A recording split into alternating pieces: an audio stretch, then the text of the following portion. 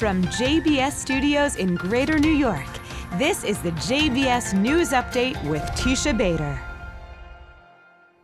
I'm Teisha Bader with the JBS News Update for Tuesday, January the 24th, 2017. Former New York City Mayor Rudy Giuliani arrived in Israel today.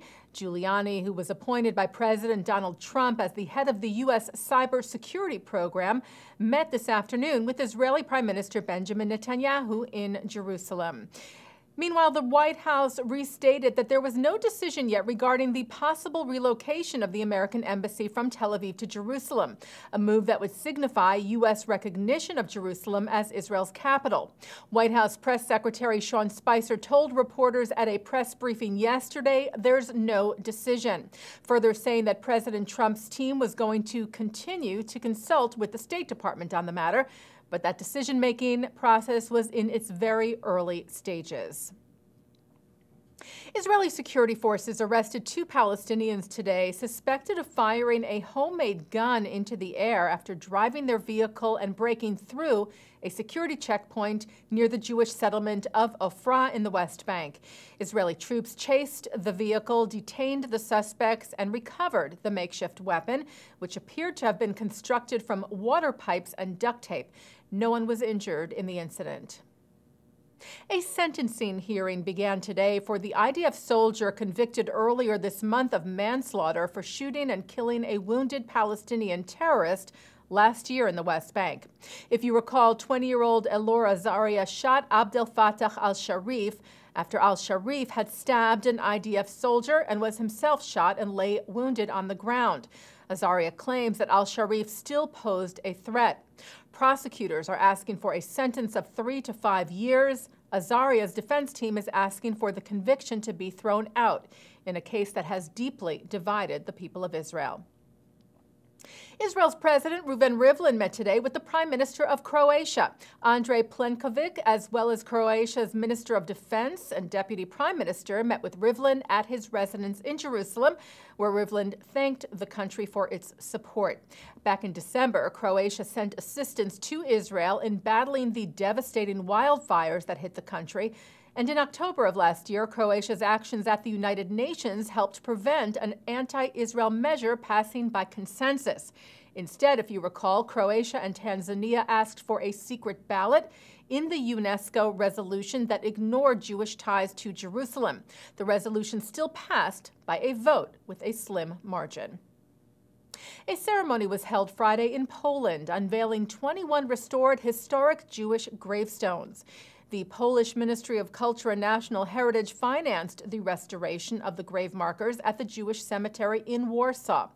The gravestones were originally crafted by Jewish artist Abraham Ostraczega, who was murdered in 1942 in the Treblinka concentration camp.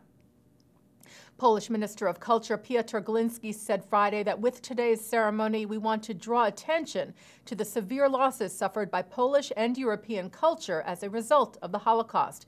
We also want to symbolically highlight the need to personalize the victims of the Holocaust by reminding this exceptional creator from whom the Nazis irreversibly took back the opportunity to develop his individual talent. Awards were presented last night at the Berlin Senate, recognizing non-Jews who have helped preserve local Jewish history in Germany. The 17th annual Obermeier German Jewish History Awards were presented by President of the Berlin House of Representatives, Ralph Wieland. The awards are administered and supported by the Obermeier Foundation with sponsorship and support from the Berlin Parliament. They are co-sponsored by the Leo Baeck Institute in New York and the German Jewish special interest group JewishGen.org. The ceremony yesterday was among a number of events leading up to International Holocaust Remembrance Day, which will be commemorated this coming Friday.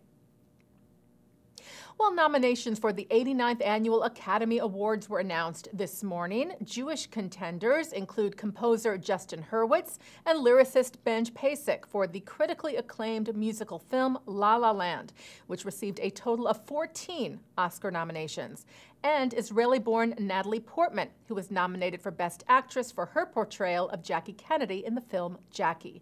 The Academy Awards ceremony will take place on February the 26th at the Dolby Theater in Los Angeles. And taking a look now at our programming for tonight on JBS for Tuesday, January the 24th.